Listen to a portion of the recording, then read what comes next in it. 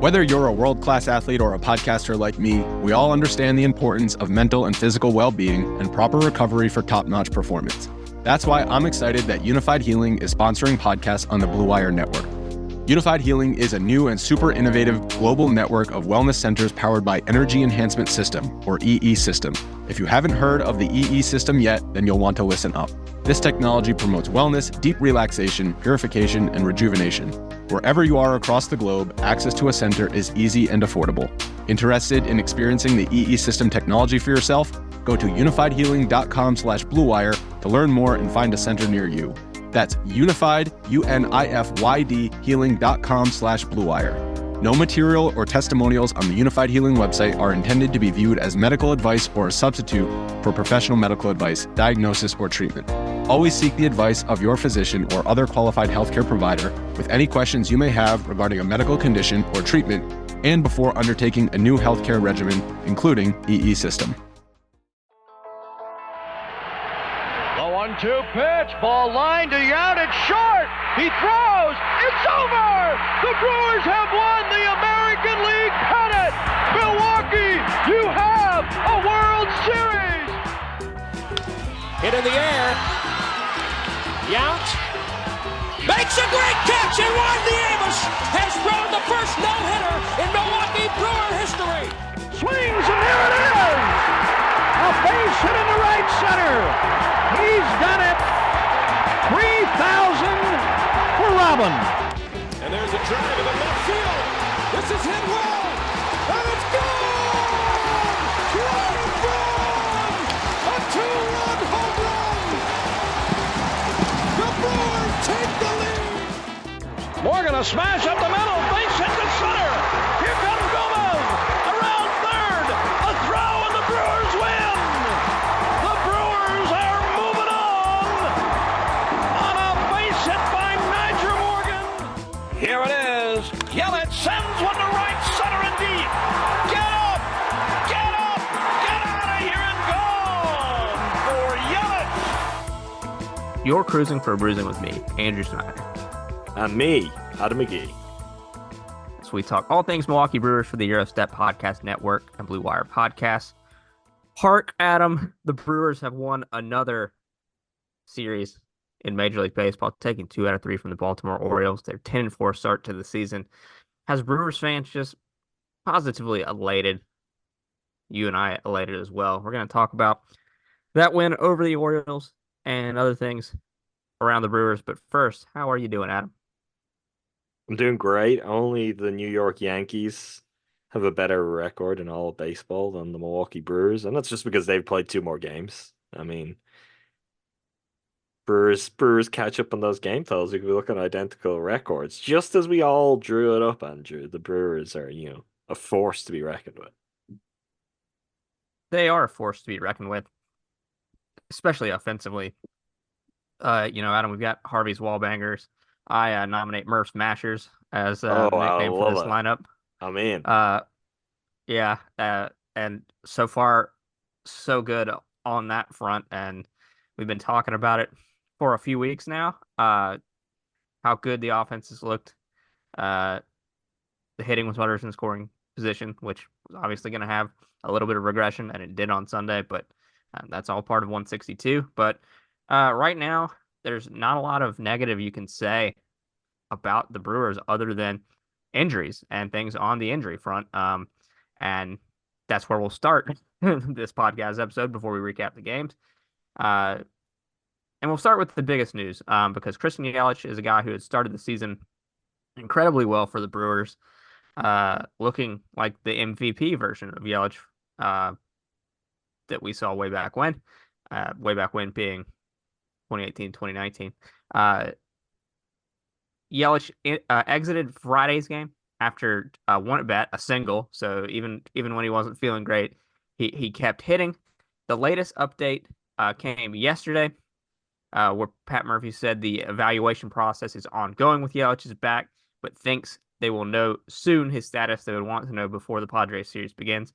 Murph quoted by Kurt Hogue saying, "We're happy he's not feeling worse. Maybe there's a possibility he doesn't have to go on the IL." Obviously something that the team should be cautious with, and we expect them to be cautious with, because Christian Yelich's long-term impact on this season and future seasons with the Brewers are what's most important. But yeah, something that's always going to have to be managed, that lower back discomfort. But we'll see what happens with Yelich. I'll be honest. I mean, his pod could come out after they've, made some further decisions or done some further investigating, and this could sound really stupid. I'm not very concerned because we just know that this kind of injury is going to be an ongoing concern with Yelich and his back.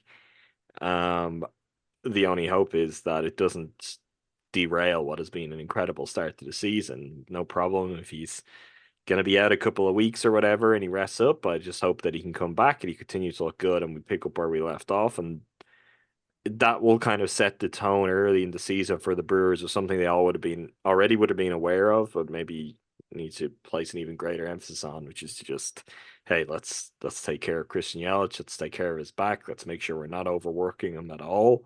And it becomes easier too, I think, if he misses a little bit of time, he comes back and he kind of picks up where he left off, because that will simplify some of the other discussions where you're like, oh, well, we need to play that guy at that spot to get him AB, so Yelly can't DH today or whatever.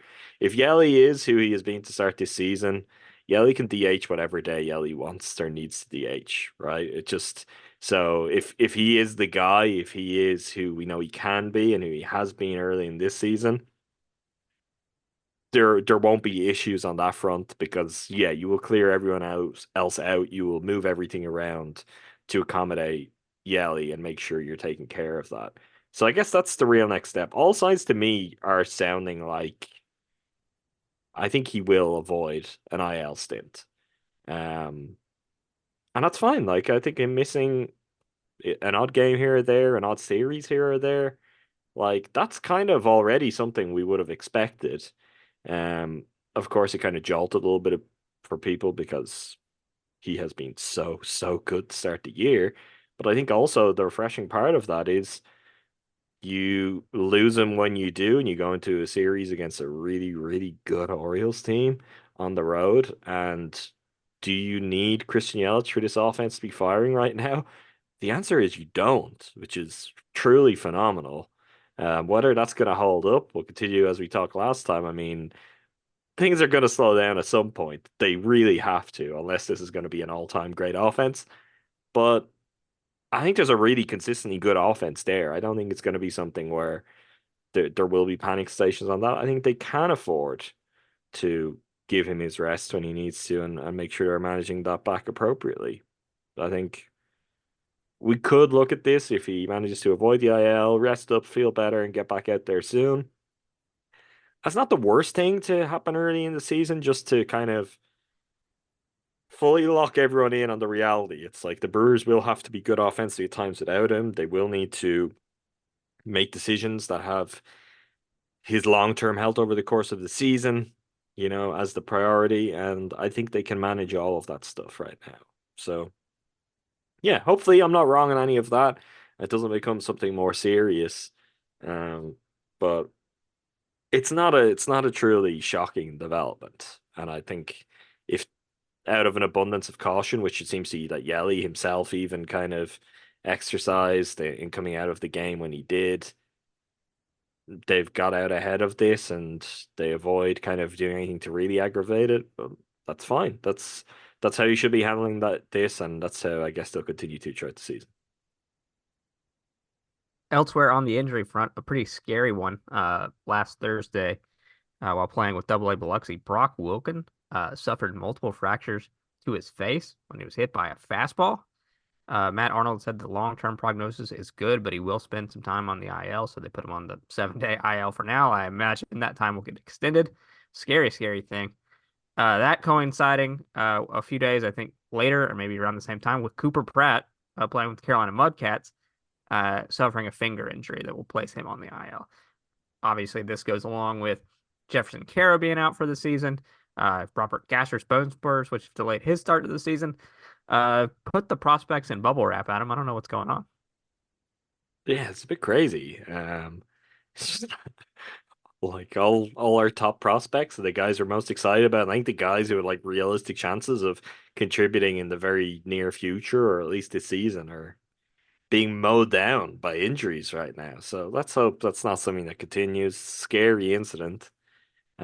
Exactly the kind of incident you certainly wouldn't be on the wrong side of, like Brock Wilken was in this case. But yeah, let's. It doesn't sound. I don't want to say it doesn't sound serious because it sounds like no joke.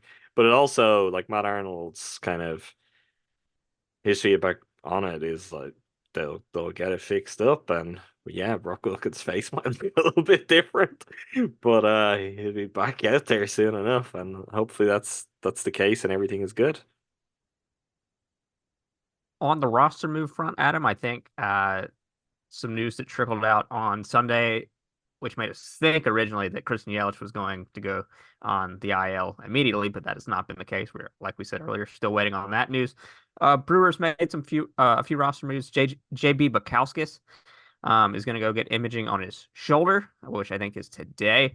He's had a history with lat strains, and the Brewers want to be cautious with it. Per Kurt Hogue, TBD how long he's on the shelf for. Jared Koenig. I did not hear the pronunciation on that. I'll go with Koenig. Koenig for now. I Koenig. think I think Koenig from past Yeah, experiences. yeah. Wisconsin point guard Bronson Koenig comes to mind when you say that name. Um, Shout out to any of the Badgers listeners out there. Uh, so Koenig up on the roster. Andrew Monasterio to Nashville. So a couple of moves there. One more news and note here.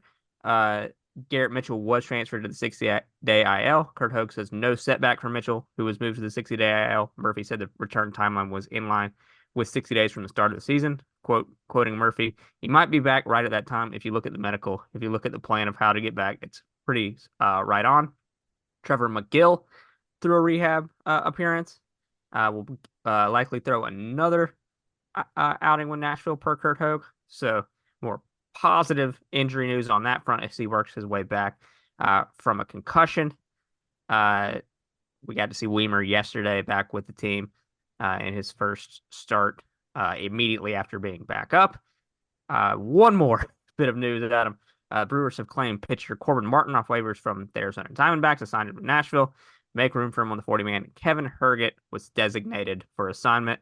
So Kevin Herget seemed like he had a real shot at being Mr. 1000. It was not to be for Herget. Tough beat for him. It did seem very, very likely at that point, but Brewers are just gonna, there is an element even with some of the names we're seeing come up around. There's, keep us guessing. I don't know how many of these we're actually gonna see. Maybe when we get to bullpen management and the conversation later, it might be wise for us to see some of the guys that are being brought up because recently Murph is bringing some guys up and just sticking with his regulars and maybe not putting them always in the most optimal spots. Yeah, that's definitely the case. I think with Bukowskis, seeing him, I think he worked 3 out of 4 days before going on the IL. Really, really, really hard and pitched really well. Where every time he was coming back into a game, like I know he's been great, but this is a lot. And then sure enough, yeah, he's injured. Yeah, that's really been our only critique of Murph's managing thus far has been the bullpen usage, and we'll talk a little bit about that in a bit. Whether it's over reliance on pitchers or overthinking situations or both at the same time, using Yoel Piamps in the second game of that 2-game series against the Twins comes to mind. But yeah, we'll just have to see how that progresses over the course of a season. But guys like Bukowskis and Brian Hudson getting worked pretty hard thus far this season, and they're going to need, especially Hudson, to be healthy and available because he's looked great and been a very valuable member of the bullpen thus far, which is why Murph keeps going back to him, obviously. Anything else to add before we get into the series? I'm not sure if I missed anything. I don't think you missed anything. I don't have anything else to add, so I'm gonna put my trust in you, Andrew Snyder. Always, always a risky proclamation when you say something like that. A lot of news going into this podcast episode, Adam, and now a lot of runs are going to come out of my mouth as we get into the series. Friday night opener on Apple TV, so maybe you didn't see it. Freddie Peralta on the hill against Tyler Wells, and Peralta was excellent. Freddie keeps answering the bell as the ace of this staff, and he did it again in this game. Brewers gave him a bit of a cushion across several innings with Rhys Hoskins on base. Gary Sanchez steps to the plate in the second inning and crushes a homer 434 feet to left field, makes it 2-0 Brewers. Joey Ortiz with Andre Monasterio on triples to right, make it 3-0 in the second. Good to see Sanchez get into the mix and make a positive contribution. I think he had been 0 for 12 at the plate as Brewer to that point. Adam, a good way to overcome Mount Baltimore over in left field is to just rip a baseball directly down the line 434 feet. It's tough for the wall to hold that one in the park. I don't know if you saw the Sanchez homer or if it made you feel things. I mean, I saw it after the fact. My Apple TV Plus struggles have been well documented. Again, a service I subscribe to. Also subscribe to MLB TV, but Apple don't see value in baseball, and I guess they're around the world Apple TV Plus, and their American service doesn't like VPNs. It's all just a mess, Andrew. Condensed games caught me up after the fact. Yeah, that was a bomb, and look, it hasn't been an easy start to the season for Gary Sanchez, and we've talked about opportunity is going to be tough to come by for him, particularly as, based on some details that Bill relayed to Kurt Hogue after the finale in this series, he seems to plan on playing every single game this season, which, fate could intervene and hopefully it won't, but that's not going to make life easy for Gary Sanchez. He's certainly off the back of a conversation like we just had, where it's like, yeah, if Yelich needs to DH any day, you're just going to let Yelich DH. But one way to, force your way into the mix and to create something of a challenge in creating that balance is that when you get the opportunity, if you absolutely crush it. And yeah, that was a bomb. And there is something very satisfying about when he lets loose. I mean, there's quite a few guys in this team who can hit for power. He is a big man, though, Andrew. He is definitely like the most imposing, just kind of, yeah, if he's gonna catch one, it's just gone. Of anyone on this team. There's some nice hitters who are a little on the smaller side but can hit big.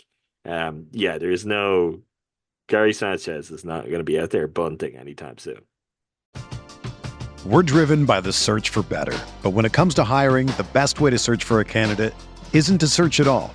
Don't search, match with Indeed. Indeed is your matching and hiring platform with over 350 million global monthly visitors, according to Indeed data, and a matching engine that helps you find quality candidates fast. Ditch the busy work. Use Indeed for scheduling, screening, and messaging so you can connect with candidates faster. Leveraging over 140 million qualifications and preferences every day, Indeed's matching engine is constantly learning from your preferences, so the more you use Indeed, the better it gets. Join more than 3.5 million businesses worldwide that use Indeed to hire great talent fast. And listeners of this show will get a $75 sponsored job credit to get your jobs more visibility at Indeed.com/Blue Wire. Just go to Indeed.com/Blue Wire right now and support our show by saying that you heard about Indeed on this podcast. That's Indeed.com/Blue Wire. Terms and conditions apply. Need to hire? You need Indeed. Hello, Saver. Whether you're saving for that trip to the tropics or saving for an emergency, now is the time to take advantage of Wells Fargo's savings options. Wells Fargo offers savings accounts that can help you save towards your goals. So, what are you saving for? Visit a Wells Fargo branch or wellsfargo.com/save to open a savings account today. Wells Fargo Bank, N.A., member FDIC. Yeah, on the Race and Barrels podcast, last Friday's episode, I think, Sarah's Derek Van Riper and Trevor May were talking about guys who do their A damage swing in every swing. Like, they don't have a B swing, they don't have a make contact swing. Gary Sanchez looks to be one of those guys. I want to go back to that Bill comment because it's just so good that that you mentioned earlier to Kurt Hogue when he asked if he was going to get an off day. He said Thursday, which is an actual off day. The man doesn't want to miss games. May need to save him from himself during the dog days of summer when his knees need a break, and maybe you don't DH, you just take a break, once out of every 20 days or so. But it seems like he doesn't want to come out, which is a great trait in a player that you have. Rhys Hoskins in the Apple TV mic'd up segment, they asked him, even though it was a big lead late in the game, they're like, "Do you want to take your last at bat?" He was like, "If you want to get Bowers or whoever it is an AB, sure, but I don't want to come out of the game." So it's like these guys just want to play baseball, Adam. When the team's winning and they're scoring lots of runs as well, I mean that's got to be the vibe. Is everyone wants to be a part of it? Everyone wants to contribute. I mean for Bill, it's also like he's killing it. He's had a great start to the season, building off a great season last year. And we talked late in the season about him being someone, we should be seeing factoring into NL MVP conversations and getting votes. Maybe he wants to push that even further this year. And you know what? I think he can. I really think he is that special. And like what? It took him a few games, I guess, to get in on the home run side of things. And then he's making up for lost time. He just looks so good. He's so fun to watch. He's great behind the plate. If he can do it, why not? I mean, we won't be complaining if he can do it and be healthy all season. It's gonna I be think he great for wants. the Brewers. I think he wants another Silver Slugger. I think so. I think I he'll think he get wants one. I think he wants another All-Star game. I think he wants to win the MVP. He's a guy that just wants it, and that's why we love him. Um, Continuing on in the game after the second inning, the Brewers have that 3-0 lead. Rhys Hoskins to the plate in the third with Willy Adames on base. This was quite a Willy Adames series. Singles him home to make it 4-0. In the fourth, Colton Cowser hits a solo homer off Peralta to make it 4-1. In the fifth, Willy Adames homers to left, scoring. William Contreras and Blake Perkins makes it 7-1. We move on to the sixth. William Contreras homers to right center with Joey Ortiz on base, makes it 9-1, and then a Sal Frelick single scores Willy Adames to make it 10-1 in the sixth. I'm going to pause here to talk about Freddie Peralta, and then we'll get to something else that happened in the sixth inning. Peralta just excellent. 6 innings pitched, 5 hits, just the 1 run on the Cowser homer. No walks, 11 strikeouts. Freddie Peralta just looking every bit of the ace that he needs to be on this team, as his innings are about as valuable as they get for a team that's mixing and matching elsewhere in the starting rotation. Couldn't be more impressed with the start of the season that Freddie Peralta's had. He's, I think, one tough sixth inning away from going 6 in every start. I think he went 5 2/3 in that start. And just looks dominant right now, and we hope it keeps up. And so far so good on staff ace Freddie Peralta. I had 26 strikeouts across his 3 games combined. Like, he's killing it. I mean, you've been on the Freddie Cy Young race for really since the end of last season. When it became apparent the likely direction the Brewers are going to go, hard not to see that being something that could be in play too. If this keeps up, really big deal to just see him like consistently going 6. I'll give him the benefit of the doubt and say he's gone 6 in all 3 games at this point. I'm not going to really punish him for a third of an inning.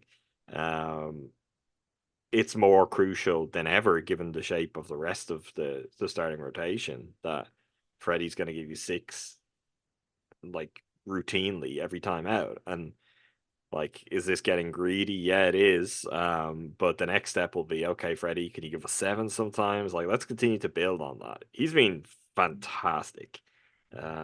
So couldn't be happier or more excited about just really how Freddie's taken to it. Like, I don't know, it's the kind of thing we talked about early. Maybe probably after his first start. It's the kind of thing though that some guys could find himself in this spot and they react in different ways. Or Freddie, it's just, I guess he feels like this is what he's earned. This is who he is. This is where he belongs, and it doesn't phase him to be the ace for the Brewers, which, maybe Brewers starters aren't quite the household names overall that they were in previous years this year, but like that's a title that carries something because of how formidable Brewers starting pitching has been for a long time. For you to be the face of the Brewers starters, like it's a big deal, and you've got something to live up to, and Freddie's delivering. All right, Adam, let's go back to that sixth inning because yet again, an opposing team has a problem with the Brewers. Uh, as Willie Adames comes up to the plate in that sixth inning, Orioles catcher James McCann had a few words with him. The guys kind of went jawing at one another, got close in each other's faces. Benches cleared, bullpens come out onto the field. After the game, Adames said that McCann said something stupid to him. William Contreras, like a bat out of hell, getting out of that dugout to come and get into the mix with whatever was going on there. Again, love to see that from William Contreras. Willie reaches on an infield single in that inning, and then when he comes around to score on the Sal Frelick knock, gives a little stare down to James McCann. James McCann, MLB veteran, having a good start to this season, I think, but has fallen on tough times last few years, and just up in his feelings, and just up in his feels. I'd love to know what it was about. Was it about the Brewers admiring some of their home runs? I don't know. I don't know what got into McCann's head, if he was just embarrassed about what was going on the scoreboard. But just like all of these petty little whiny men just getting mad at the Brewers for shoving it up their team's asses. I see you, Murph Smashers, and I'll raise you, Murph Smallers. Right? This is. I also like in the commentary even I saw the Orioles commentary and it's the Apple TV Plus commentary and it's the Brewers have already had an incident like this season. It's like, are we getting a reputation? Which the funny thing is, it's like, for what? Like what? I don't understand what happened here at all. Obviously Willie wasn't disclosing the details and there's an exchange of words. But it's like, what is McCann annoyed about? They weren't even really admiring their homers that much. Are you just annoyed because you are getting clowns? Like, is that it? I guess so. I don't know. If that's the case, long may it continue that the Brewers like once a week are, having to clear the benches and the bullpen. But this was so much of a nothing. You're just like, what is this is about? And still, I don't know. I actually didn't. It was Masters weekend, so was I like diving deep into Orioles post game interviews or beat writing to be like, okay, did McCann give more detail than Willie did? Have we got some answer from that side? No, I wasn't. I was very much locked on Augusta National at the time, but I didn't get it. It's like it's such a nothing thing. And also, I mean, I don't want to like I'm in favor of this. I'm in favor of the Brewers being this kind of thing, but there is something about the way like baseball and baseball media chooses to frame this. Like literally nothing happens 99% of the time when the bench is clear. Like nothing happens. And it's like, oh, this team, like they'll mix it up. They're a tough team. Pat Murphy's got to be pleased with the kind of it's like it's good to see guys willing to go and get each other, but I just think baseball has a very romanticized idea of, benches clearing. This is not throwing down your gloves, right, and exchanging blows in the NHL. This is something very different still. But I don't see anything that should have sparked this. So yeah, I think the Orioles are just being bad losers. Yeah, in the recap article in the Journal Sentinel, it was written that it was not about the homer that I mentioned with Adames. So I think it's just like overall just embarrassed by getting your ass kicked, and that's the only thing that I can chalk it up to. Obviously, Adam, this is the second time a player named McCann has gotten all up in their feels about the Brewers being cool and awesome. Obviously, the Brian McCann, Carlos Gomez kerfuffle that's got to be more than a decade ago now. But had a lot of fun with that in the Discord, gspn.info. Oh, listen, Moving on to the rest of this baseball obviously, game. the decade ago, that was news to me. I was watching the Masters, so I wasn't in the Discord this weekend. Yeah, you were probably watching the Masters a decade ago too, so that's fine. That's also true. Where we left you, the Brewers were up 10-1, and James McCain was throwing a hissy fit. JB Bukowskis takes the seventh from Freddie Peralta. A scoreless inning, 10 pitches, 8 strikes, 1 strikeout. Bukowskis, like we said, getting a lot of run the last few days and paying the price by going on the IL, but looking great when he's on the mound. Thiago Vieira comes on to close out the final 2 innings. 1 hit, a walk, 2 strikeouts from Vieira. And then the Brewers tack on another run in the ninth. Joey Ortiz single to right. Revenge game for Joey Ortiz, who stepped to the plate against his former team. Went 3 for 5, scored a run, 2 RBI. Great game for Joey Ortiz. Love to watch him pick it at third base. Just really fun player to watch. Brewers win 11-1. Going on to game 2 of this series, Adam. A little bit more adversity for the Brewers in this one. DL Hall on the mound against Dean Kramer. DL Hall facing off against his former team. Another rocky start for Hall. Dare I say the rockiest, without looking that up. I was at one of these games. I should have a much better sense of memory of how he performed. It is the rockiest. It's the shortest start he's had so far. Yeah, first inning, Ryan Mountcastle steps to the plate for the Orioles and crushes a home run to left center. Jordan Westberg, after Anthony Santander hits an opposite field homer to make it 3-0. So the Brewers fall behind 3-0 early in this game. DL Hall, another start where his stuff just wasn't there. He was up to 95, I think, on 1 pitch in this start. Pat Murphy made sure to comment on that in the postgame. But again, fastball more living around 92, 93, and missing his spots and not being able to pitch around those mistakes as he gets punished for those mistakes. The Brewers would get 1 run back immediately in the top of the second on a Rhys Hoskins home run to left center field. 409 feet wall scraper because of just that unethical wall out in left field the Orioles put up there a few years ago. In the second, more adversity for Hall. Gunnar Henderson single to center makes it 4-1. In the third, bases loaded for the Brewers. A big chance for Jake Bauers. Ends up kind of getting the ball in on his hands that he punches the opposite way. Ground ball that was hit too softly for the Orioles to attempt to turn 2. They get Bauers out at first, and William Contreras scores to make it 4-2. Rhys Hoskins follows that with a single to left. Frelick scores when the left fielder cannot come up with the ball. That would tie the game as 2-run score there. In the third, Adley Rutschman just crushes a homer to center field, makes it 5-4. DL Hall's outing, 3 1/3 innings pitched, 8 hits, 5 runs, all earned, 1 walk, just 4 strikeouts, 75 pitches. He had a 7.11 ERA for the season. The DL Hall ramp up to be a starter experience has not been good thus far. And at a certain point, questions are going to get asked. I don't think we're there yet because of what this rotation is. When guys like Jacob Junis and Robert Gass are healthy and they have options, and they can take a moment to say, okay, what adjustments have been made to our development plan for DL Hall? Then you can start asking those questions. But for the time being, I think we'll keep seeing him get chances to see what he is. But right now, early return's not great. Yeah, he's pitched 3 games. I mean, I don't care. Like, we're so far from this. I think particularly with where the Brewers are at, and I think with how he will hopefully factor into their plans. The Brewers have won 2 of the 3 games he has pitched in so far.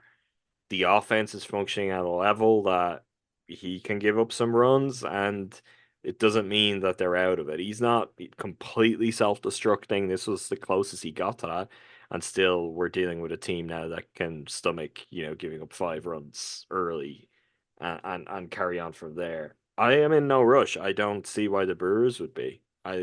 You don't have the other options just there, ready and waiting where you change this around. Let the L Hall go for quite a while. If he's gonna perform really like he has on average in these first few games, it's not great, it's not ideal, but give him the chance to work it out. Like, if this is your new experiment, and if you really do think he can be a starting pitcher, well, give him the opportunity to work through it, talk with him, try to make adjustments game to game, and get to a place where you've really got a definitive answer. I don't see the urgency at all.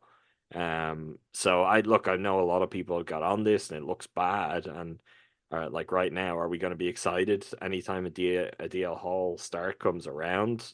No, there'll be an element of dread there. Um, but I'll again, be the Brewers, excited if we get to a start and by the third inning we're like, oh, he still has 95 in the bag. So I have a morbid curiosity about every start and a hope, but yeah, so there is that, and it's even. But part of that too is okay. There are questions about his stuff and his velocity and how that's holding when he's being stretched out to be a starter. But then there's also like at a much simpler level than that, we're not seeing anything which is suggesting he knows how to work around. I don't have exactly what I want to have here at any moment. Like he's not managing through a game, and this is like you're a starter now. These are the kind of things that from one start to the next are a factor where when you're coming from the bullpen, it's not quite the same thing. They can afford for him to look like, yeah, he's not a long-term starter. I think for quite a while, honestly. I think you go with it. If you get to a point where Robert Gasser's up or Carlos Rodriguez hasn't pitched great to start the season in Nashville. But if that stabilizes and you start feeling like you have been about him all along, well, then conversations get different. Or as you said, if it's Junis is healthy and on opportunities he gets, he's going and pitching well, pitching deeper into games. If it's Ashby, like, but while all of those guys are still kind of question marks, I'm no issues. Like, let's commit to this. Enough else is working well enough that I think it's prudent to give Hall every chance and give yourselves every chance as an organization to mold him into what he needs to be. Obviously, it's if it gets to a point where you feel like it's really damaging for his confidence or anything, but he's not pitching well, but he's not getting blown up like that. You know, the Brewers are able to be in all of these games, compete in these games. As you said, it would be great to see some more out of him. But look, the start before this, 5 1/3, 3 earned runs. Like, did he look great? No, but like that's you can live with that. That's okay. Um, if we see a lot more that are at the 3 inning mark, well, the problem there is going to be he's going to be burning out the bullpen. That's what may force you. But I think if we can say that he averages out at a spot that's akin to what we've seen over these first 3 games, I would give him a long leash. I would not be in any rush to be like, oh well, I guess he's not a starter. Let's take him out of the equation because I think you just only give yourself some different questions to answer or things to worry about, and you would be quite quickly kind of giving in on something that like it would solve a lot of Brewers' problems in terms of mapping this team out if DL Hall was to figure it out and be a long-term projectable starter. I think it's more valuable to invest in the idea of that and really see can we learn for sure. It could be that everything we're seeing early holds up. It's just he can never work out or get his velocity to where it needs to be and get his stuff to play. But 3 starts is nowhere near where I'm prepared to make any proclamations. And I think with how good the Brewers are playing, I'm really with what this season should be in the wider view of it. I'd be saying let's keep going, DL. Let's keep seeing and see if we can crack this. it's the same conversation we had with Ashby, but obviously there are more red flags there with Ashby because of the shoulder stuff, and we've seen it a few more times in the rotation for the Brewers. But you give you give the tall lefty with 4 pitches every chance to be a starter until it's untenable.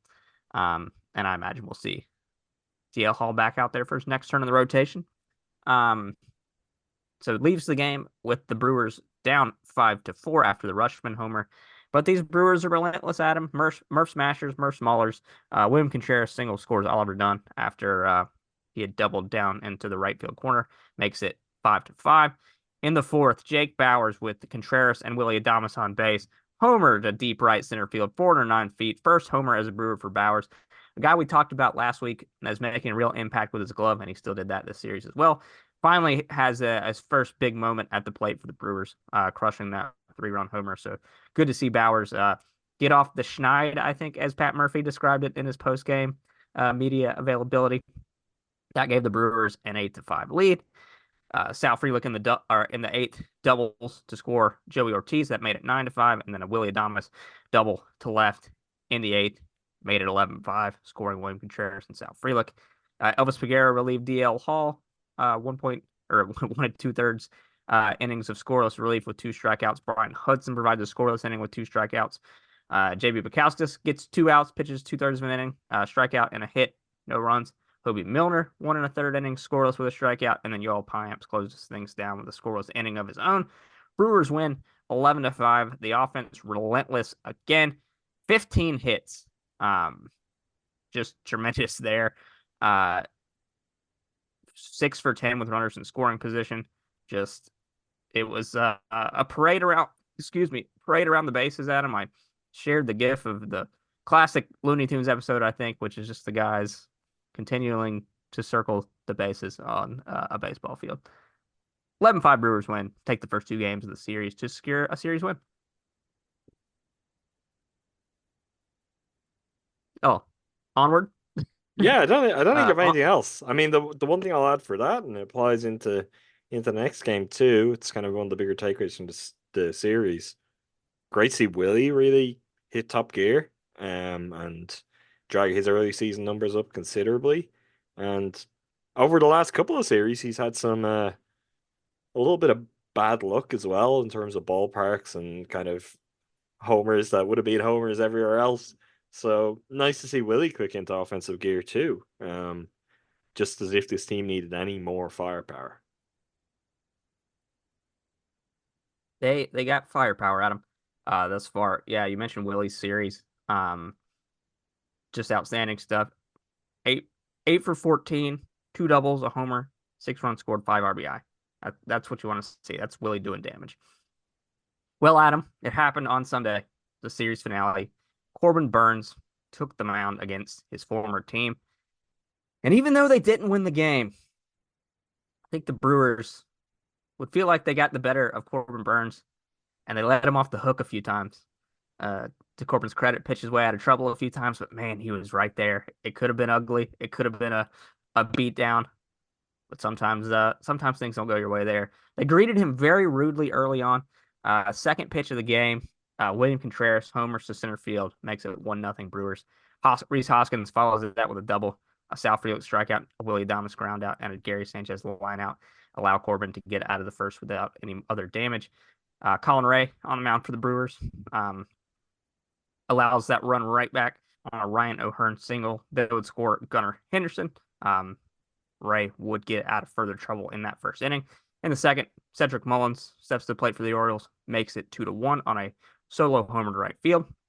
The third inning, Brewers with a runner on third in Blake Perkins, Sal Frelick on first, and a little bit of Little League shenanigans. I don't know if it was intentional or not. Like you, I was locked into the Masters on Sunday, sadly. I did not see any of the post-game quotes, but Sal Frelick stops after starting a steal. Blake Perkins takes off and swipes home. The Brewers tie the game. A little bit of Little League baseball going on, but I didn't hate to see it. In the third, bottom of the third, Ryan O'Hearn homers to make it 3-2 Orioles, so the seesaw game continues. Brewers get to Corbin Burnes again in the fourth with some runners on. Bryce Terang reaches on a bunt single. Corbin fields the bunt. You don't have a chance to get Bryce Terang. What are you doing, Corbin? Just chucks the ball down into right field. That would allow Terang to reach second. Gary Sanchez gets to third, and Willie Adames scores 3-3 in the fourth. Corbin Burnes for the day. 5 innings pitched, 6 hits, 3 runs, 2 earned, 2 walks, 5 strikeouts. Had an excellent start to the season for the Orioles, and man, the Brewers had him right there for the taking a few times, and he just he didn't look convincing, Adam. We're just going to slander Corbin Burnes for no reason, but they could have buried him. They could have buried him, but that's baseball. No, I mean, genuinely, I don't think this is not just a bit. This is Corbin Burnes is not Craig Counsell, right? I think that's important to get out here. But also, I didn't think he looked very good at all. I wasn't impressed. It was exactly the kind of outing that I just think we start to see more of. It's none of this is to say he's not a good pitcher anymore, but it's just the level of who he is, his reputation, what he's going to cost. The Brewers are never going to go there for his next contract, and we'll get on the Brewers, pretty regularly for choices they make in terms of salary. I'm perfectly fine with them not being the team to pay Corbin Burnes' next deal, and in turn to have then traded him. Like, we've just had a conversation with DL Hall. That's fine. I don't DL Hall is worth the flyer. If DL Hall just fails on all levels, I don't think that affects the process of that trade, which is you're gonna be losing this guy anyway, but also there's some pretty clear regression to me. Orioles will feel great. They'll feel very happy. They've won all 4 games he started so far. I think he got the decision in 2 of them. But yeah, this was his shortest start to date. The most runs he gave up. Tied for, or was it I even think the he gave up three most? to the Royals. Does that sound right? No, he only gave 2 to the Royals. So the most he's given up was to the Brewers. Um, yeah, I just wasn't impressed all around. I think he was going kind of deep in the count in areas where maybe before last season, certainly, we just would have seen him work a lot better, a lot quicker, and just kind of mow guys down. Um, he's obviously still a great starting pitcher. Don't get me wrong, but he's not what Corbin Burnes once was. And I think the Brewers really revealed that. And as you said, they could have made it look very silly for him. They could have made him feel like not very good after this game. If with just a few more timely hits, a little bit more luck in spots, but they had plenty of joy against him. Like, the Orioles win the game. Sorry, spoiler alert. I've jumped ahead there, Andrew. But you're Brewers and you're going in Colin Ray versus Corbin Burnes, and Colin Ray is going deeper into the game. And I mean, both guys allowed 3 runs. Colin Ray had more Ks. Like, what? More Ks, fewer walks. If you're the Brewers, I think on the day you certainly take that, and it's not like that's the definitive thing on Corbin. But we have seen a lot of Corbin, and there is the start of a slide there. I think it should factor into talk of the deal. It's not. I saw tweets, Andrew. I did see tweets being like DL Hall's terrible. What a bad trade. It's like, well, he may not be terrible. If he is, it was still worth the idea. But guess what? Joey Ortiz hasn't been terrible. Like, there's clear kind of overall value to what the Brewers are doing, and in making that deal, it allowed them to reset and kind of move forward with a different philosophy for what the future of this team will be with this season. And look how the season has started. So it's interesting to get this early on. It's interesting to get it when, I mean, the Orioles have started pretty well. The Brewers have started really well. It doesn't change how I feel at all. I feel it was time. I feel like the Brewers got a good return. And I think in the bigger picture, it won't be regretted. Yeah, even if DL Hall turns out to be a reliever, and that's where stuff plays best, and you've got that for the next several years. And Joey Ortiz is a wizard with the glove who's, we'll be conservative, slightly above average bat over the course of whatever his Brewers career is. And then you have the draft pick compensation. Yeah, you do that 10 times out of 10 for a guy with 1 year left on his deal and that you're not going to re-sign. You have no chance of re-signing. Like, And it's they good they got business. the pick as well, which, I Yeah. mean, it's worth noting. So it's even more than that. I just don't forget Yeah, I the said the last. pick. No, but don't forget the last time we saw Corbin Oh, yeah. Burnes in a Brewers uniform. Like, Oh, yeah, that's yeah, yeah. that's the other part of this too. It's like my fate, and that will go for the Orioles too. Biggest moment of your season. If it's a Corbin Burnes start, I don't believe in him. I think he's a coward. Well, there you go. Uh, Colin Ray, like we said, on the mound for the Brewers. Oh man, that 4th inning. Okay, the 4th inning was the thing I wanted to talk about first because they had the 2 runners on, uh, with I think no outs at that point, and then Joey Ortiz has a good at bat, gets fooled I think on a 3-2 pitch, pops one up, and then Weimer and Perkins both strike out. If they get one hit to fall or even one infield dribbler that scores, Sanchez from third, like I think the floodgates might have opened after that point, but it was not to be on this day. Colin Ray, like you said, another just standout performance from him. Goes to 5 2/3.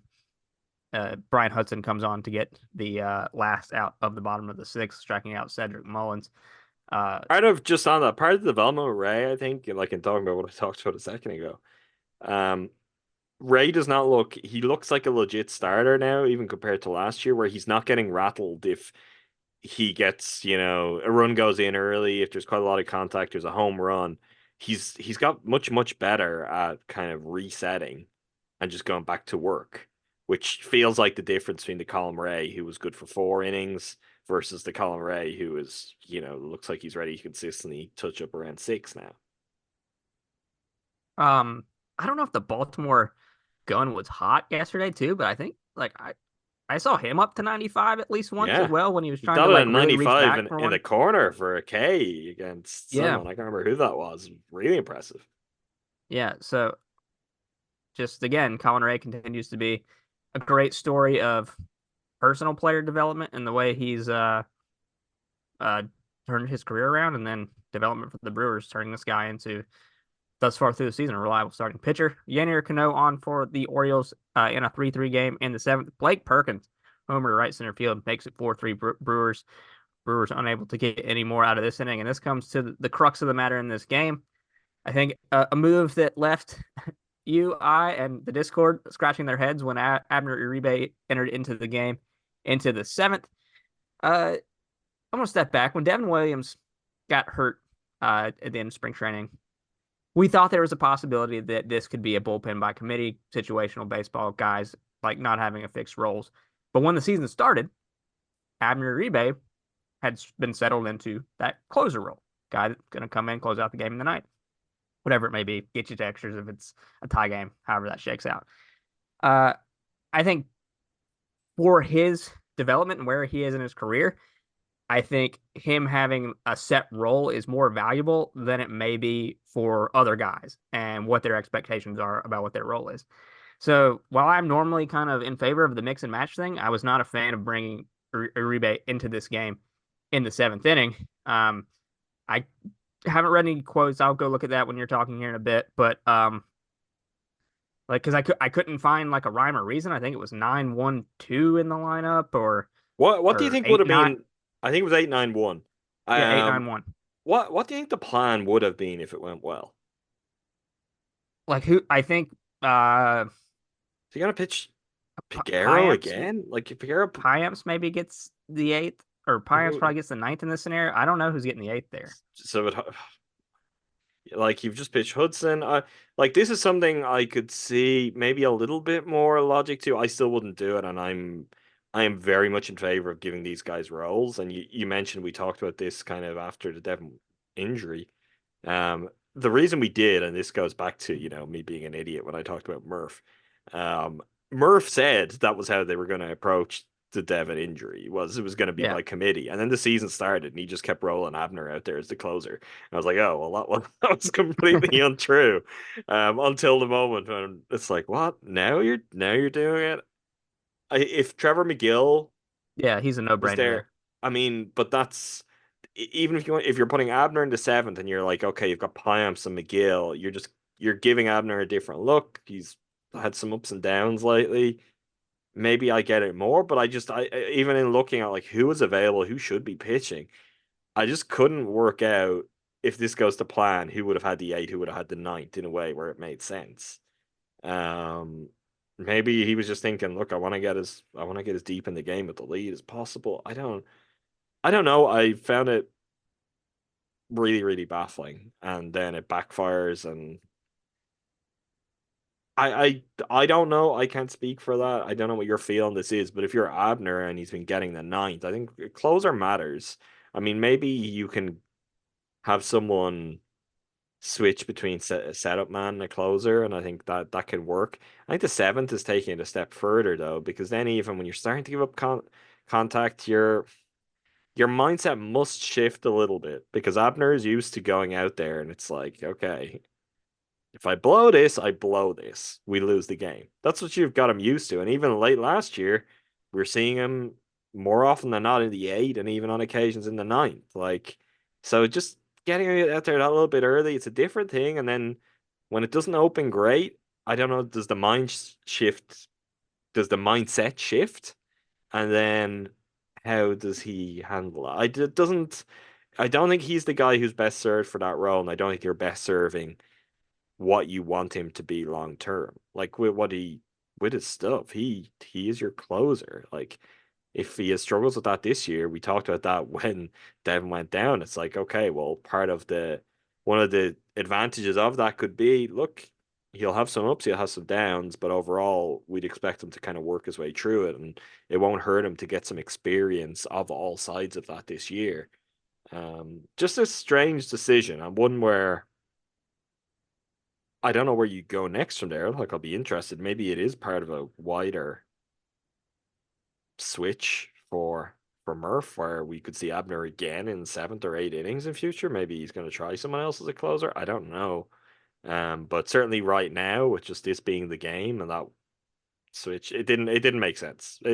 Even in the 8, I would have said okay. And again, where we were talking about with the order, it's like you get a little bit closer to the heart of the order for Abner if you give him the 8. So yeah, just a puzzling move, and one that really backfired horrendously and cost the Brewers the game. Yeah, if it's a playoff game and you've got 2, 3, 4 coming up in the 8th or something, and you're saying this is the highest leverage point of the game with these guys coming to the plate, this is where I want my flamethrower. Yeah, like, and it's Abner specific for me, and having him consistency with his role just because he is still developing and figuring out what he is as a Major League Baseball pitcher. Like, for example, like if you throw Trevor McGill in the 9th on a Wednesday and in the 7th on a Saturday, that bothers me less than doing it here with a guy who's less established, and where role and consistency and expectations can be helpful in his further development. So yeah, head scratcher there. You bring up a great point that does this, mean that he is going to see his role change? I don't know. The Journal Sentinel does not have quotes I was looking for, but we'll get back to the game. In the 7th, it's where it does go awry for Uribe. Jordan Westberg single. Jackson Holliday's first career hit, a single, puts runners on 1st and 3rd. Gunnar Henderson follows that with a single, scoring Westberg, makes it 4-4. Then Adley Rushman grounds into a double play, but scores Jackson Holliday, makes it 5-4. Santander grounds out to first to end the inning.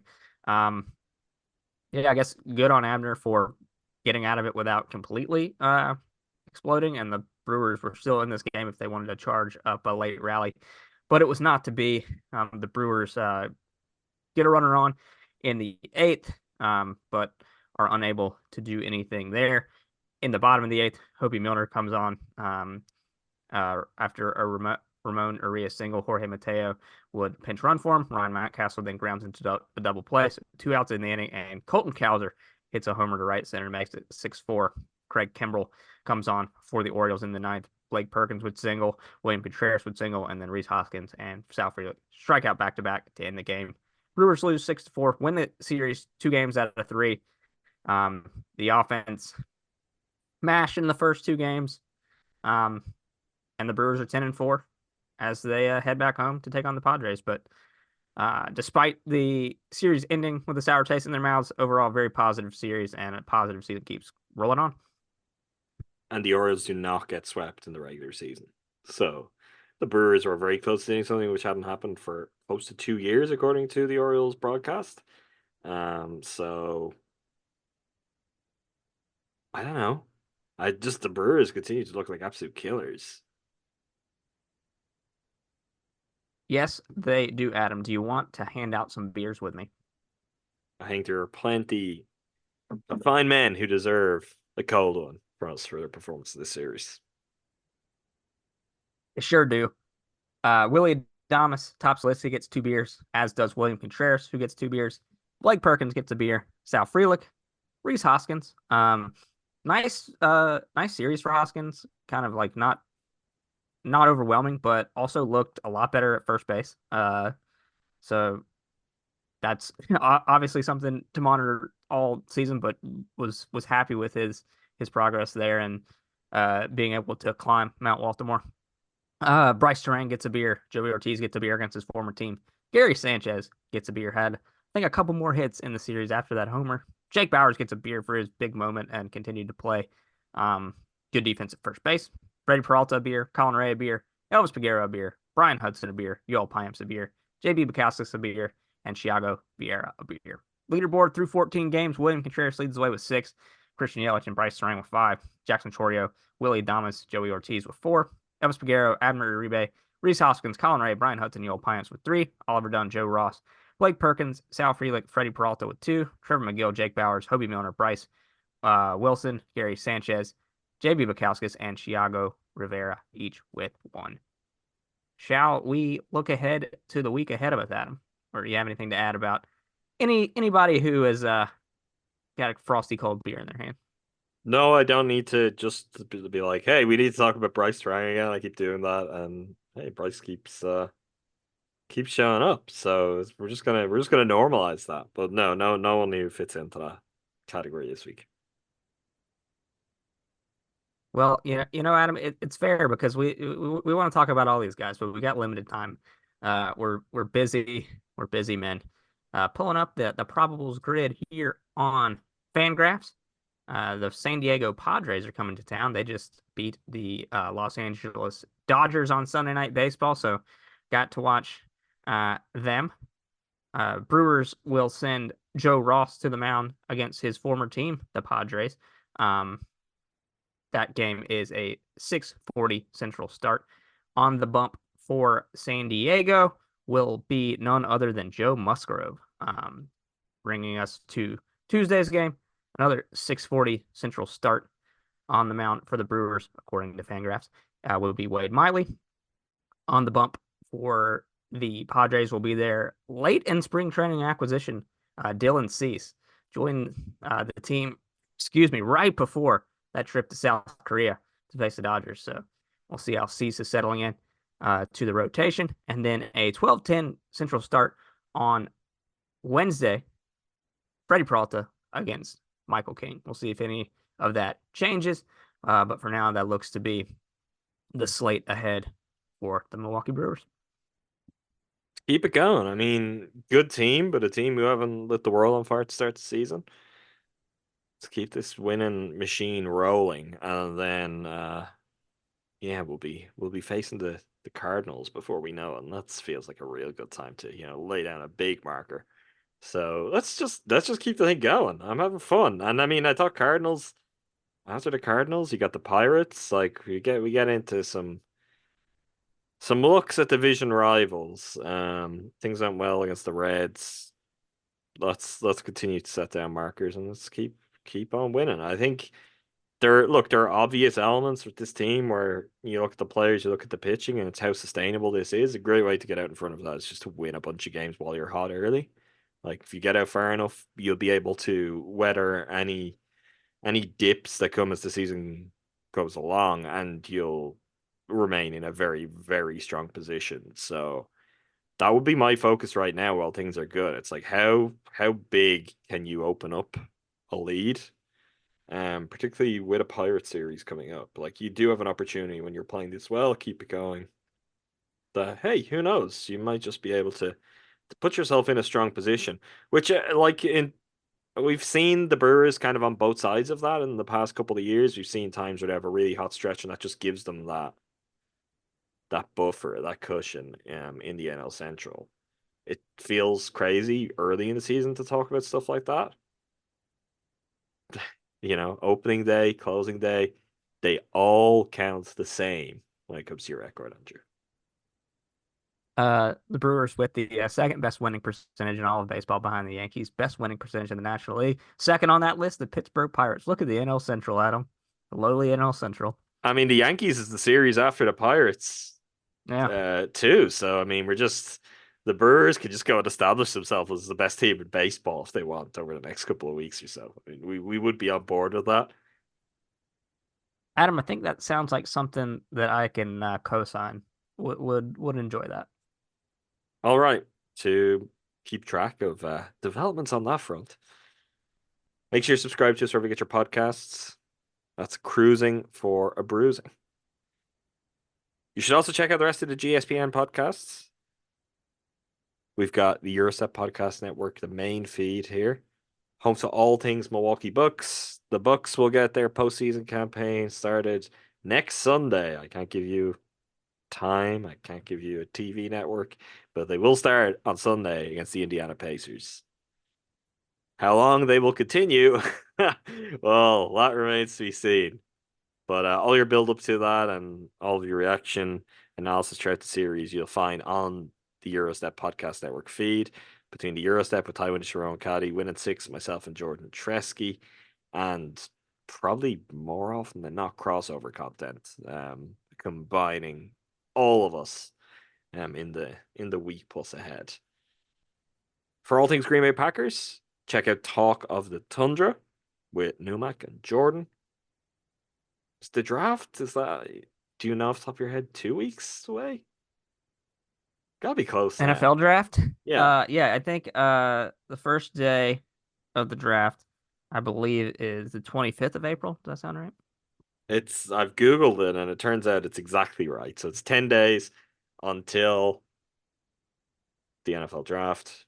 Want to be on top of all things Packers heading into the draft. Numac and Jordan, they'll take the greatest care of you. I see everyone putting out their mock drafts, and I don't know what any of it means, but I want the Packers to take Peyton Wilson.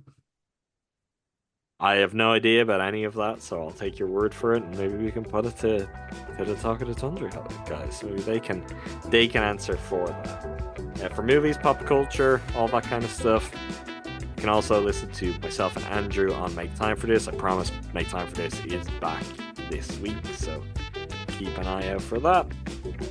Until next time, go Brewers. Thanks again to all of you for listening. Thank you. Thanks, Adam.